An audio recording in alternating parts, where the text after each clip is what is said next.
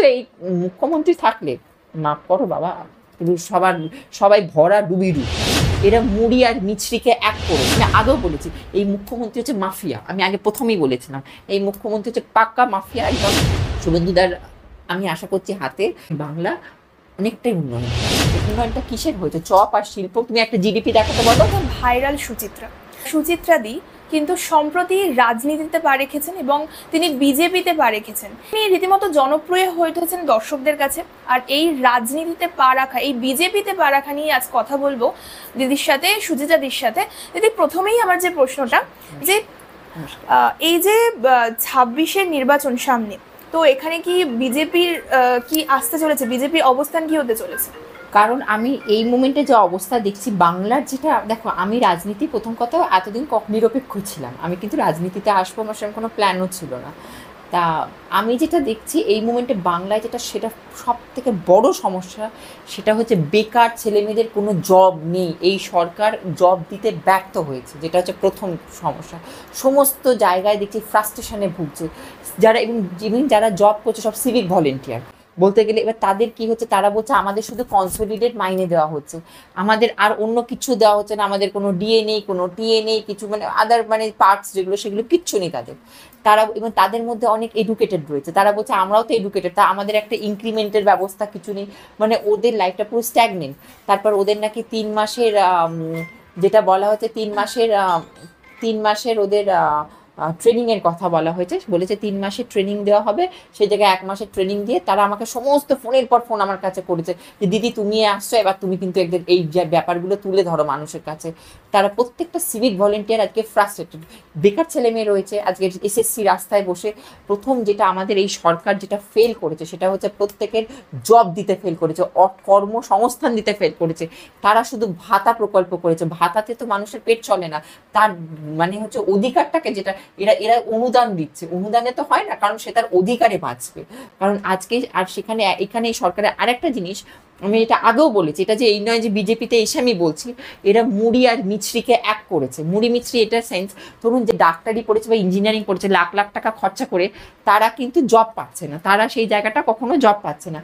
কিন্তু এবার এদিকে ধরো সেও ভাতা প্রকল্পে ঢুকছে, আর যে লেখাপড়া করেনি সেও ভাতা প্রকল্পে ঢুকছে, যেটা হচ্ছে সব থেকে আমাদের রাজ্যে হচ্ছে দুঃখজনক। মানে যে তুমি 7 লাখ টাকা, 8 লাখ টাকা বা 10 লাখ টাকা খরচা করে যে তুমি পড়ছো, তাহলে পড়ো তুমি কি ওই 5,000 টাকা বা 1,000 টাকার ভাতাতে ঢুকবে?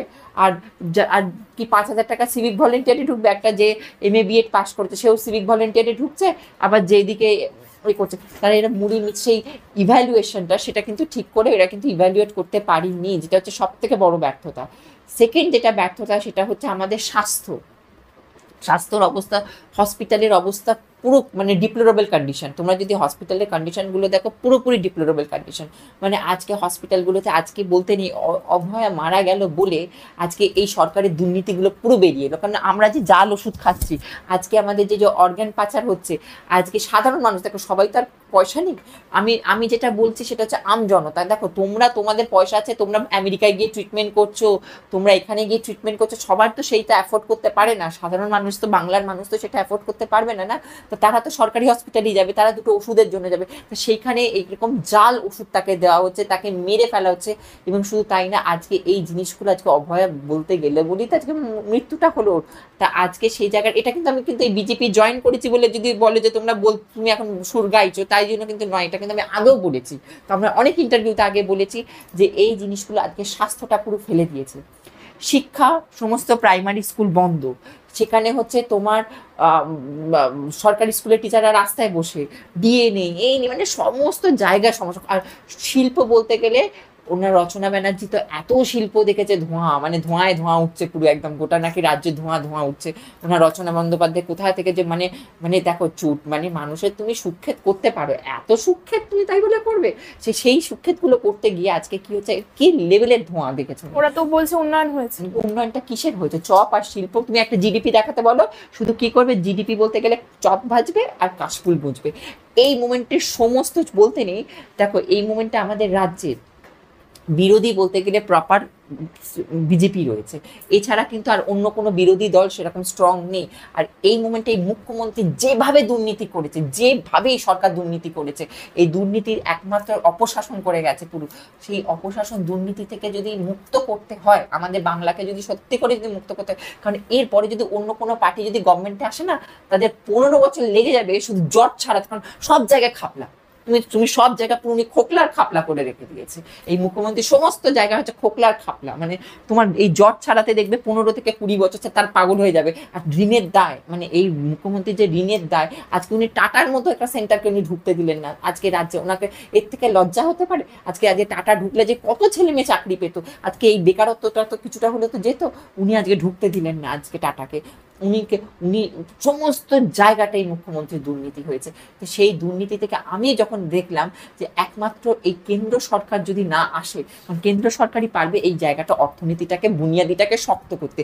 আর আমি দেখেছি অন্যান্য স্টেটে, বিজেপির যে স্টেটগুলোতে যেভাবে অর্থনৈতিক উন্নতি হয়েছে এবং ওখানে মানুষ জব এবং তারা স্বনির্ভর, মানে তারা কিন্তু ওই মানে দেখো, প্রথম হচ্ছে তুমি তাকে অনুদান কেন দেবে, তাকে স্বনির্ভর করো, মানে সে যাতে নিজেই হয়। তো সেইভাবে আজকে আমাদের বাংলায় এখানে কি হয়েছে, বাংলার গ্রামে আজকে ছেলে মেয়েগুলো থেকে শুরু করে উনি কি করছেন, সমস্ত জায়গায় উনি ক্লাবগুলোকে পয়সা দিয়ে দিয়ে হচ্ছে উনি পুষে রেখেছেন। 100 টাকার মদ খাওয়াচ্ছে আর 100 টাকা করে বিরিয়ানির প্যাকেট দিচ্ছে, মাংস ভাত খাওয়াচ্ছে বা ডিম ভাত খাওয়াচ্ছে, ওই করে। আর ছেলেদের হাতে 100 টাকা করে বাইকে করে চল তোরা চল। ওদের চাকরি দিতে পেরেছে ওই ছেলেগুলো, যারা যে ছেলেগুলো ঝান্ডা বয় আজকে তৃণমূলে, তাদেরকে আমি একটাই প্রশ্ন রইল, তোমরা যে আজকে সাপোর্ট করতে আমি বারণ করছি না, একটু নিজের বুদ্ধিটাকে অ্যাপ্লাই করে দেখো যে তোমাদেরকে গভর্নমেন্ট চাকরি দিতে পেরেছে?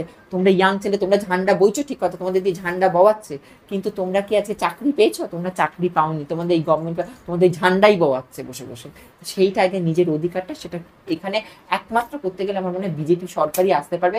কারণ অন্যান্য সরকার, আমি বলেছি অন্য সরকার যদি মানে পার্টি যদি আসে, তার ওই জট ছাড়াতে ছাড়াতে 15 বছর হয়ে যাবে।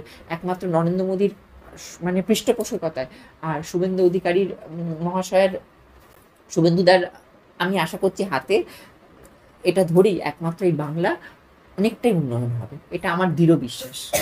হঠাৎ করে রাজনীতিতে আসা, বিজেপিতে আসার কি আগে ইচ্ছে ছিল? না দেখি, আমি তো কোনোদিন রাজনৈতিক পার্সন ছিলাম না, কিন্তু আমি রাজনৈতিক না হয়ে অরাজনৈতিক পার্সন থেকেও আমি কিন্তু এই কথাগুলো আগেও বলেছি।